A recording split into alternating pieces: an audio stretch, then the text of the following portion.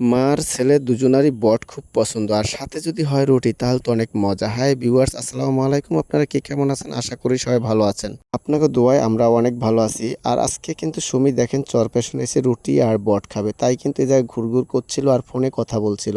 আরও কারে জানি দাওয়াত দিচ্ছিল যে আসো অমুক জায়গায় আছি টাওয়ারের পাশে। সুমি এদিকে কথার তালে তালে কিন্তু এদিকে রুটি আর বট কিন্তু ভাজা শেষ। আমরা বলছিলাম যে মামা আমরা তো এখানে বই খাবো না, এখানে খাওয়ার মতন পরিবেশ নাই। তাই বললাম যে আমাদের পার্সেল করে দিয়ে দেন, আমরা নিয়ে যাব।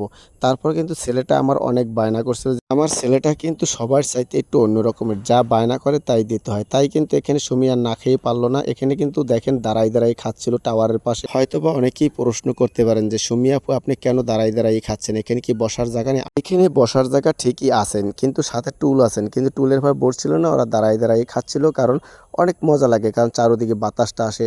এদিকে দেখেন মা আর ছেলে দুজনেই কত স্বার্থপর, আমাকে ক্যামেরা ধরাই দিয়ে দুজনে মিলে খাচ্ছে আর আমাকে কিছু বলতেই আসে না যে আমি খাবো কিনা। দুজনে মিলে বট আর রুটি খাওয়া শেষ করে চলে আসলো আবার শরবতের দোকানে, তাদের নাকি শরবত খাওয়া লাগবে। আমি বললাম দেখো আমাকে দেবে না, কয় তুমি আগে ক্যামেরা ভিডিও করো আমাদের, তারপরে তুমি খাবা, তার আগে তুমি খাওয়ান পাবা না। ছেলের কথা শুনে আমি অবাক হয়ে গেলাম। তারপরে বললাম দেখো তোমরাই খাও, আমার আর খাওয়ার দরকার নাই। আর ভিডিওটা এই পর্যন্তই, সবাই ভালো থাকবেন, আল্লাহ হাফেজ, আসসালামু আলাইকুম।